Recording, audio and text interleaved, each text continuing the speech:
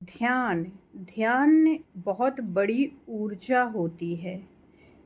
देखिए, जब आप रील्स स्क्रॉल करते रहते हैं तो कहने को तो 1-2 मिनट का रील्स होता है, लेकिन आप उसमें घंटे, 2 घंटे, 4 घंटे गुजार देते हैं। तो इस तरह से आपने जितने भी घंटे गुजारे उसमें जितने मिनट थे, उतनी जगह आपका ध्यान गया। वही रीज़न है कि आप रील्स देखने के बाद बहुत थक जाते हैं, क्योंकि आपकी बहुत बड़ी एनर्जी ध्यान है, जिसे आपने कई जगहों बाँट दिया। अब आप टायर्ड फ़ील कर रहे हैं।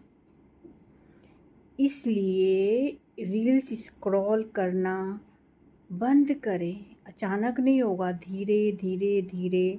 अब पहले आप ऐसे करें कि जिस एरिया में हैं आप, जो आपका काम है, उससे रिलेटेड ही रील्स बस देखें। फिर धीरे धीरे वो बंद होगा। जब फोकस, ये ध्यान बँटता है बहुत, वो एक बहुत बड़ी एनर्जी है। कहते हैं परमात्मा एक है, एक में सब, तो उसी एक को ध्यान करना है। तो जब एक में आप कंसंट्रेट रहेंगे तो आपकी एनर्जी बढ़ती है। तो इसीलिए ध्यान बोलते हैं, ध्यान करिए, फोकस करिए।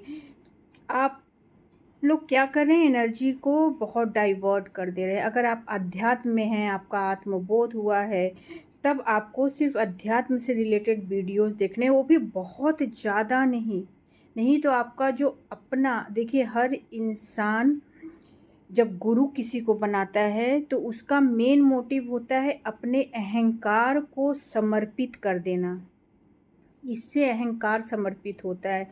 लेकिन हर इंसान का एक असली गुरु वो खुद है।